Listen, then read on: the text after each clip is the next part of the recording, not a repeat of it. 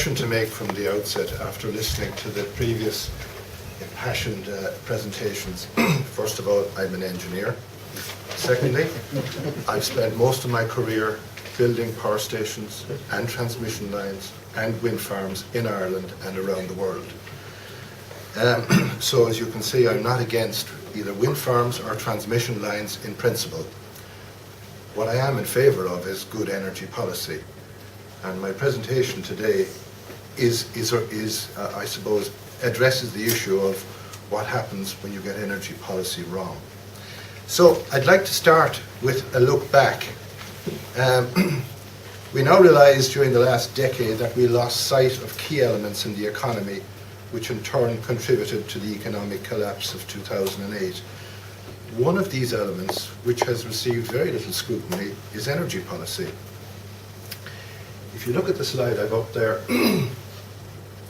the shaded area in green, up to 2001, I'd like to call that the real Celtic Tiger. That's when we had an economy which was based on manufacturing and exporting rather than property.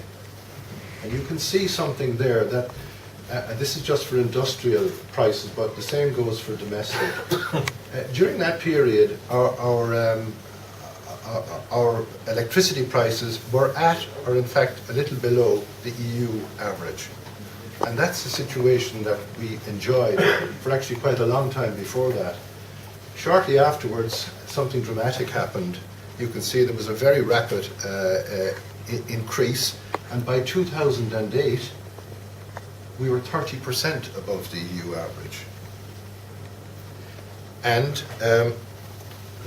we had the third, you see the green column, we had the third most expensive electricity in the EU. So why did this happen? Well, during this period, the electricity market was deregulated and open to competition in accordance with the EU Single Market Directive. Now, this was a policy appropriate for large interconnected countries. And when implemented in Ireland, a small island system with no interconnection, it resulted in the addition of hundreds of millions of euros of additional costs. And that, of course, resulted in increased prices for electricity customers.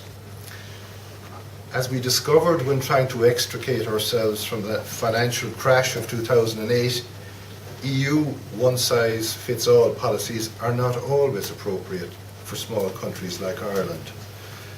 So forwarding to 2014,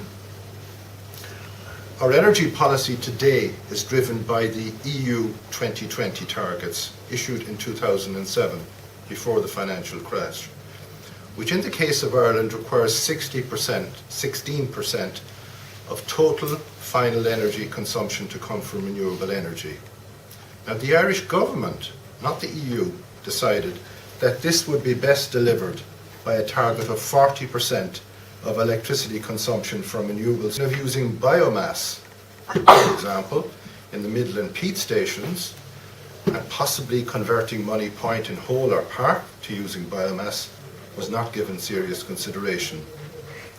Now, what is really extraordinary is that none of these targets have been revisited by the EU or the Irish government since the financial collapse of 2008 and the subsequent European-wide recession. To demonstrate how much things have changed, consider the following. Electricity demand in Ireland peaked in 2008. On the basis of a continuation of present growth projections, the peak demand originally forecast back in 2007 when these policies were initiated, the peak demand projected for 2012 will not now be reached until 2030. Peak demand at present is 5,000 megawatts, and we have a surplus of generation capacity in the country of more than 2,000 megawatts. A surplus. Now, in the light of 40% overcapacity in generation, it is difficult to justify the addition of more wind generation at this time, which will further erode economic competitiveness.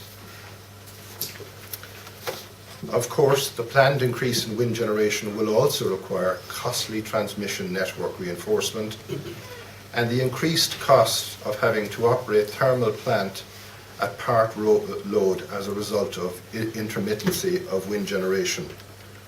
And just an aside here, I think it was rather interesting recently when Bord Gáis disposed of their power station at Ahada, which was built and which was opened in 2012 and cost, I think, approximately 400 million euros. It was sold for a fraction of that price. It's very hard to know exactly what the price was because it was bundled in with other Bord Gáis assets. But an asset which was actually owned by the taxpayer, in fact, has been discounted very, very significantly in 3 years because it now operates only on an intermittent basis because of wind generation. And that's something that really is not, I think has not impacted with the public to date.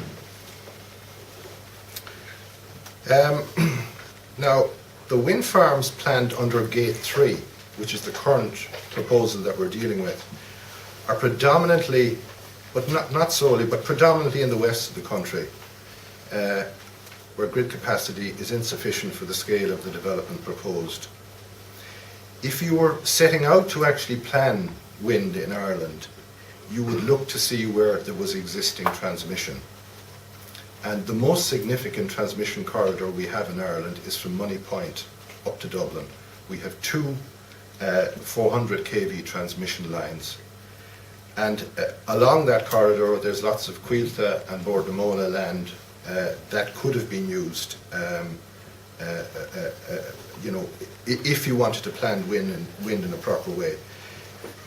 Part of this area, of course, has now been designated for the wind export project to the UK, which may or may not happen.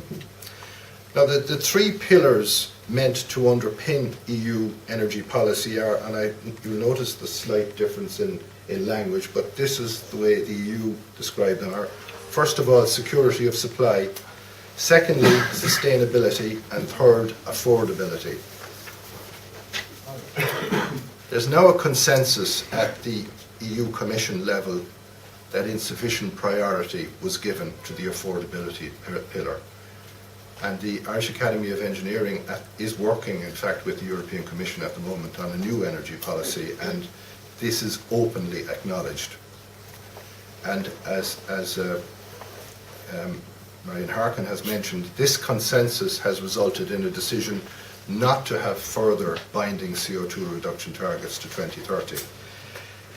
The consequence of this policy failure is that the US electricity prices are half of those in the EU at present, and gas prices are a third to a quarter. And as a result, EU energy-intensive industries are increasingly looking to base their investments in the US. That might be one of the reasons, in fact, why the EU has actually changed direction. Now, global warming is a global problem, not just a European problem. And as we know, the driver behind both EU and Irish energy policies is to reduce the emission of carbon dioxide. It is true that the production of CO2 in the EU has declined, but the consumption of CO2 in the EU has increased. As we outsource the production of our manufactured goods to the industrializing developing world, where electricity generation is predominantly coal-based, the fuel which emits most CO2. China is currently planning to build an additional 550 gigawatts of coal-fired generation. That's more than the entire EU's installed capacity of coal generation.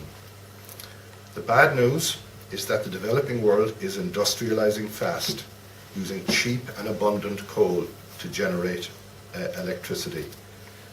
1,200 coal-fired power stations are planned, 75% of them in India and China. The consequence of this is that despite Europe's efforts, globally we are now adding CO2 to the atmosphere at a rate 50% higher than 20 years ago. So despite the countless billions spent in the EU, the problem has actually got worse, not better. So, to conclude, it is critical that we adopt an energy policy appropriate to our needs as an open exporting economy with a need to maintain competitiveness. I believe all policies should be measured against this template. Finally, could I just say that since 2008 we have produced I think half a dozen reports looking at various aspects of energy policy in Ireland. All of these, and by the way, they're all evidence-based, and we represent no vested interest in the economy. All of these reports can be viewed on our website at www.iae.ie. Thank you.